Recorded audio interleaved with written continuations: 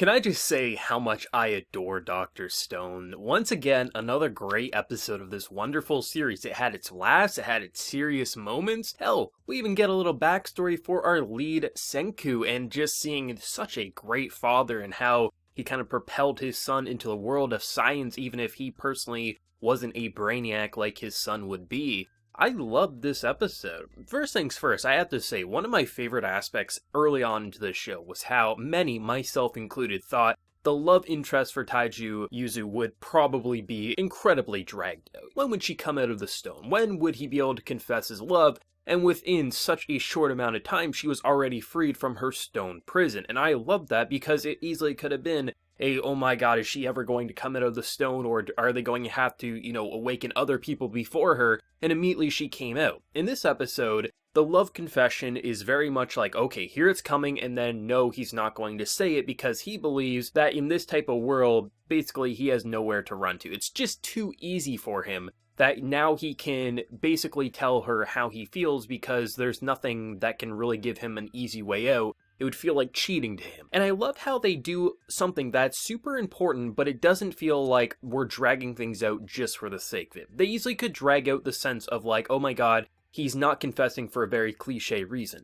In his mind, he wants to be able to confess his love when he's scared to confess his love, as if he has so many ways out that he doesn't believe that he's good enough or she'll like him the way that he likes her, and he's saying, until we rebuild civilization, I'm not going to tell you what I wanted to on that day, but can you wait for me? And of course, she's not stupid. She likes the guy. She knows what he's doing. And that's just in character for him. So it gives you something to just root for and wait for towards the end goal and the end stages of the series without making us feel like it's just being rushed or dragged out for the sake of it. And I really appreciate that. Now, I have to say in this episode, I really enjoyed Tsukasa as well as Senku and what happened in this episode. Because, honestly, if you look at things from Tsukasa's perspective, he's not your typical antagonist who just wants to kill adults for the sake of it. A lot of what he says logically makes sense. If you start building weapons of science, all that's going to happen is once there's enough people are going to take guns, people are going to take bombs, people are going to take weapons of mass destruction and do what we've been doing for all of history, fighting wars, battles, the status quo. Why would you want to bring that back? Just so you can defeat me, when honestly, a lot of what Tsukasa says, even though yes, he is murdering, in the grand scheme of things, you can see where he's coming from, and honestly, in my opinion, the more that I hear him speak, the more I sort of side with him, even though, of course, I'm going to mainly side with my boy Senku in his world of science. There's, I think, good and bad aspects to both of their mentalities. Bringing back the modern civilization with our modern technology, there's a lot of good aspects and reasons to do that, but at the same time, it's not all, fun and games. There's going to be wars, there's going to be politicians, it's going to be a horrible mess, like it once was. If you have the chance to rebuild Earth, why not do it in a slightly different way? Not just rebuild modern technology, also do something that can allow civilization to flourish in a way it can't. Both of these characters have good and bad intentions with what they want to do, and that's what's so interesting about it. And it feels like the more characters you get, the more mentalities and perspectives we receive. It almost feels like we can rebuild Earth in a very different way. The more people who start waking up, and as we see in this episode, there's more than just our cast right now who have awoken naturally. So it will be very fun to see exactly the direction they want to go, because obviously I believe in the world of science that Senku wants to build, and I don't think he died at the end of the episode. I think he has something up his sleeve, or someone will kind of, deflect the blade or something like that, maybe an arrow or something, because we do know there's other characters currently awake. I do believe that the more characters we get, it will be interesting to see if just the perspectives and just mentalities of more people can shape the world into something that's not as corrupt as it once was. Because the world of science is beautiful, but the more science we have, the more dangerous basically humans become. And we want to see the Earth thrive and prosper, but not go back to just the status quo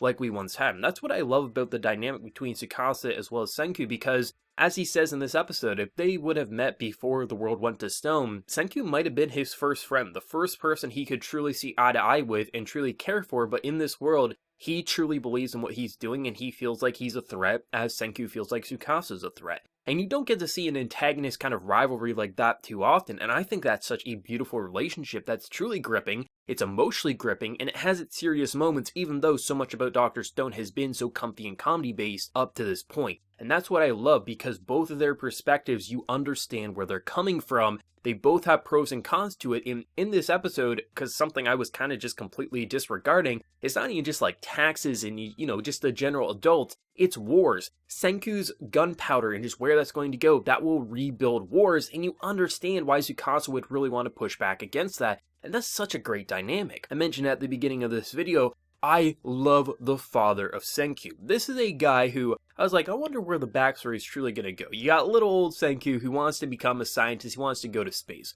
You kind of expect that. And then you hear about his father basically saying, I can't help you. I was like, oh shit, are we going to have like a very negative parent? And then he ends up selling his car, getting money, and saying Santa Claus is going to help you, and he fills his son's room with science equipment. That touched my heart. Allowing your son to believe in his dreams. Say, if you want to do this, I support you. We're going to make sure you have the tools to become better than currently maybe I am. I want you to have a great future. And it was really fun seeing him just experiment from such an early stage that comes across as cute to eventually, oh shit, he's building some very dangerous weapons, and just seeing how, he eventually ended up friends with Taiju and how he used to protect him, and then he would build a weapon to attack his bullies. Just seeing where it eventually escalated and how you'd have like this one old man just kind of passing by and like, oh, that's so cute, to I think that's cute, and then just completely terrified. I love that. It's such a funny show when it wants to be, just the over-exaggerated reactions. There was some very funny faces overall, especially like when they're kind of building their gunpowder. And Senku's like, yeah, I mean, it's impossible for a stone to ignite it. And then he starts piecing together where they are, being like, oh shit, we're all going to die. I love Dr. Stone. It is so interesting how the deeper we get into the episode count, the more serious it actually is becoming, without losing the hilarious beauty that has been present since episode 1. Within this episode, we have the most serious sequence we've seen up to this point, while also having just as funny sequences as we've seen throughout the past few episodes. And I love that, because the deeper we go into the episode count, the more story arcs we see, rebuilding civilization, especially with the more mentalities we get both with who they wake up as well as who just naturally wakes up similar to them. It allows for you to have such interesting moral dilemmas, because everyone will have their own idea of, should it stay as it is? Should we rebuild? But if we want to rebuild, everyone's going to have a different idea of how to go about it. For someone like Senku, he just wants to have science rebuild back to where he was. He probably wants other people to basically, shape the world in a political way. Just don't kill people, because that goes against his morals. It's going to be very interesting to see the more serious kind of we get within the show, and just where the story arcs obviously will evolve, while keeping that comedy fresh, because the more personalities we have, the more reactions we see,